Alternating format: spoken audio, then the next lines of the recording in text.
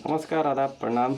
मेरा नाम है आलोक और अब आप देख रहे हैं मेरे यूट्यूब चैनल को जिसका नाम है आपकी बात आलोक के साथ। तो आइए शुरू करते हैं अपने वीडियो को और जानते हैं आज का मुख्य मुद्दा क्या है। तो बहुत सारे लोगों का कॉल मैसेज आया कि सर 9th-10th की परीक्षा और 11th-12th के परीक्षा के तिथि में बदलाव क्यों किया गया है, पहला क्वेश्चन। दूसरा क्वेश्चन ये है कि जो रोस्टर है सर, क्या ये सही रोस्टर है या फिर इसमें कुछ परिवर्तन होगा। तो दूसरा क्वेश्चन हो गया आपका। और तीसरा जो क्वेश्चन है वो एनआईएस के मित्रों के लिए लेकर आया हूँ और एनआईएस से क्या हुआ और क्या चल रहा है एनआईएस के बारे में, इसके बारे में भी आपको जानकारी इसी वीडियो के माध्यम से दूंगा। और चौथा जो सबसे अंतिम बात है और वो है सीटें बढ़ेंगी। सीटें बढ़ेंगी और किसकी बढ़ेंगी, क्या बढ़ेंगी, किस विषय में बढ़ेंगी, ये सारी चीज़ों से आप लोग को अवगत कराएंगे हम। तो आइए सबसे पहले चलते हैं अपने YouTube चैनल का। थोड़ा सा हम बता देते हैं कि ये YouTube चैनल जो है मेरा खुद का चैनल है और इसका नाम है आपकी बात आलोक के साथ। ये नाम रखने का मेन जो और कारण जो है वो है कि यहाँ पे आप मेरे वीडियो में जो भी बहाली से रिलेटेड कमेंट करेंगे और जो भी आपका प्रश्न होगा वो आप कमेंट के माध्यम से हमें बताएंगे और उसका रिप्लाई करना मेरा धर्म और कर्तव्य होगा, क्योंकि आप मेरे को देख रहे हैं तो मेरा भी कर्तव्य बनता है कि हम आपकी मदद करें। तो आइए चलते हैं। सबसे पहला मुद्दा जो है वो है कि 9 से 10 और 11th-12th की परीक्षा में तारीखों में बदलाव क्यों किया गया। तो इसका जो मेन कारण है वो सुनने में आ रहा है कि जो स्टेट अपेयरिंग है, यानी कि इस बार जो स्टेट देने वाले हैं वो अपेयरिंग छात्र आपके साथ शामिल होने वाले हैं। तो ये स्टेट अपेयरिंग छात्रों के लिए खुशी की बात है, लेकिन दुख उनको है जिनका फॉर्म अप्लाई हो चुका है और उनको थोड़ा सा कंपटीशन मिलेगा। ठीक है, क्योंकि स्टूडेंट बढ़ेंगे तो स्वाभाविक सी बात है कि आपका कटअप बढ़ेगा घटेगा। खैर कटअप बढ़ना और घटना तो क्वेश्चन के ऊपर होता है, लेकिन कुछ भीड़ होंगी तो कटअप तो ज़रूर बढ़ेंगी। ठीक है, और ये बिहार सरकार का जो है मेरे द्वारा उचित नहीं लगता कि ये स्टेट अपेयरिंग को इस परीक्षा में शामिल किया जाए। जो परीक्षाएं चल रही थी, जो परीक्षा होने वाली थी, उसमें बदलाव बिहार सरकार को नहीं करना चाहिए था और इस बार स्टेट अपेयरिंग को मौका नहीं देना चाहिए था। TRE 4 में जो कि अगस्त में होने वाली है उसमें स्टेट अपेयरिंग के छात्रों को और छात्राओं को मौका देना चाहिए था। लेकिन खैर अब आप कहेंगे कि ये बातें कैसे हुई, कहाँ से शुरू हुई स्टेट अपेयरिंग को लेने के बाद। तो इसका सबसे जो बड़ा कारण है वो याद होगा आपको, कुछ दिन पहले सम्राट चौधरी के गाड़ी के आगे एक महिला जो थी वो कूद पड़ी थी और उन्होंने मांग की थी कि सर हमें भी मौका दिया जाए, इस परीक्षा में स्टेट अपेयरिंग को मौका दिया जाए।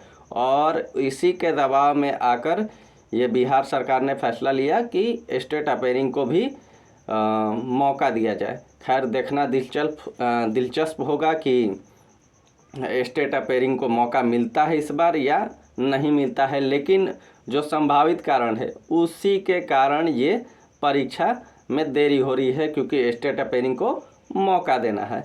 अब आइए दूसरी बात जो है रोस्टर। बहुत सारे लोग पूछ रहे थे कि सर रोस्टर जो आया है वो सही रोस्टर है या गलत रोस्टर है, या फिर घटेंगी सीटें या बढ़ेंगी।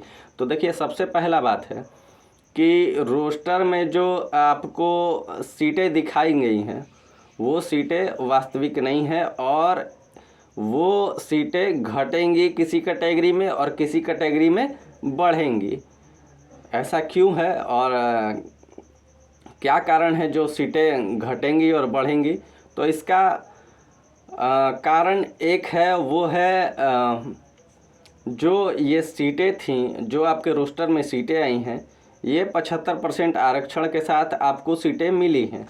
लेकिन गौर से समझिएगा, लेकिन ये जो सीटें थीं ये बैकलॉग सीटें थीं, यानी पूर्व के बहाली से पहले जो बच गई सीटें थीं वो सीटें ये थीं।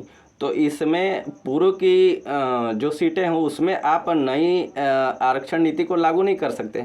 पहले के आरक्षण के मुताबिक जो भी सीट है वो सिर्फ और सिर्फ उसी कैटेगरी को जाएगा जिस कैटेगरी का वो सीट है, यानी अब से इनको रोस्टर नया बनाना पड़ेगा, ठीक है। और दूसरा है एनआईओएस। तीसरा मेरा मुख्य बात था एनआईओएस को लेकर। तो एनआईओएस वाले मित्रों घबराइए नहीं, आपका केस जो है कपिल सिब्बल लड़ने के लिए तैयार हैं और वो सुप्रीम कोर्ट में आपकी केस की पैरवी करेंगे। अब एनआईओएस वाले मित्र सोच रहे होंगे कि हम जीतेंगे या हारेंगे, कुछ भी कहना सही नहीं होगा अभी कि आप हार रहे हैं या जीत रहे हैं, इसको हम कैसे अभी तय कर लें। लेकिन हम इतना तो कह सकते हैं कि ज़्यादा उम्मीद ना ही रखिएगा, ठीक है। अब आप कहिएगा कि सर आप तो डिमोटिवेट कर रहे हैं। डिमोटिवेट करना मेरा काम नहीं है। जिस तरीके से एक बार डिसाइड हो जाता है सुप्रीम कोर्ट से, वही सुप्रीम कोर्ट का निर्णय महत्वपूर्ण होता है। लेकिन खैर भगवान जो करेंगे अच्छा ही करेंगे और मुझे उम्मीद है कि आपको न्याय मिलेगा और ज़रूर न्याय मिलेगा। एक थोड़ा सा कमी जो है वो गजट प्रकाशन को लेकर, अगर गजट प्रकाशन हो जाता है और संसद से इसको पास करा लिया जाता है, खैर पास तो है ही, अगर गजट प्रकाशन हो जाता है तो आपको एनआईओएस को फिर से जीवित किया जा सकता है। अब चौथा जो बात था, हम आपसे बोले थे कि सीटें बढ़ेंगी, तो सीटें बढ़ेंगी किस तरीके से बढ़ेंगी वो आपको हम बता रहे हैं। देखिए अभी हाल ही में एक लेटर आपने देखा होगा कि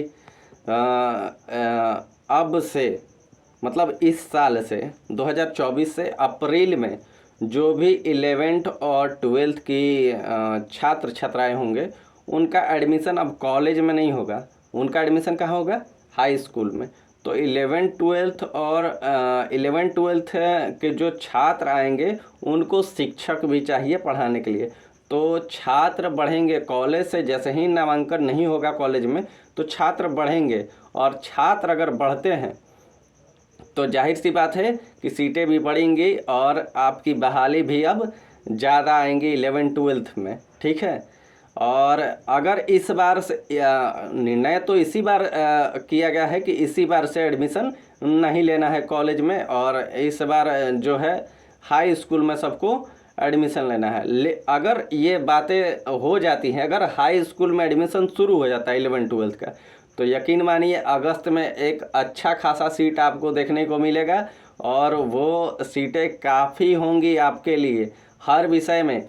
सबसे पहला विषय जो होगा, छात्र ज़्यादा झुकाव कर रहे हैं किस तरफ? साइंस की तरफ। तो सबसे ज़्यादा केमिस्ट्री, फिजिक्स और मैथ की सीटें बढ़ेंगी, ठीक है। उसके बाद आर्ट्स को भी हम भूल नहीं सकते हैं। आर्ट्स में दूसरे नंबर पर जो आता है वो आर्ट्स आता है, तो आर्ट्स में भी